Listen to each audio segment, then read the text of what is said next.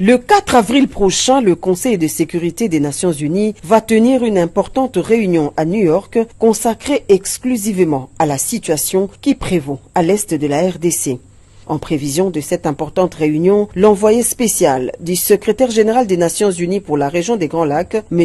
Wang Zia, est en tournée dans quelques pays de la région. Reçu par le président de la République Félix-Antoine Tshisekedi Tshilombo, M. Wang Zia a expliqué l'objet de sa mission au chef de l'État qui a fait à son tour sa lecture de la situation actuelle jugée très préoccupante. Au cours de cette même audience, M. Wang Zia a réitéré la volonté des Nations Unies d'accompagner la République démocratique du Congo dans la recherche d'une paix durable au regard des atrocités que vivent au quotidien les populations des provinces du Nord et Sud Kivu. Nous avons une situation de crise très inquiétante avec les dernières évolutions qui a aggravé encore davantage l'instabilité dans la région des Grands Lacs, notamment à l'est de la RDC.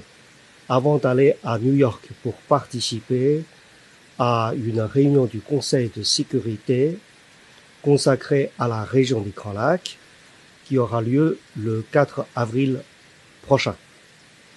Une réunion qui va parler de cette situation de crise dans la RDC, de l'application de la résolution 2773 et aussi pour parler de la recherche d'une solution globale, durable, pour assurer la paix et la sécurité dans la région des Grands Lacs. Pour le haut fonctionnaire des Nations Unies, l'enjeu immédiat consiste à relever le défi de la désescalade sécuritaire occasionnée par la coalition AFC M23 parrainée par le Rwanda.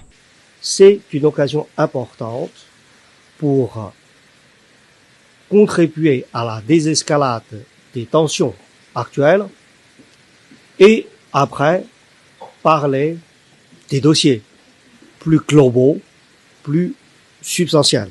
Aujourd'hui, il y a cette résolution 2773.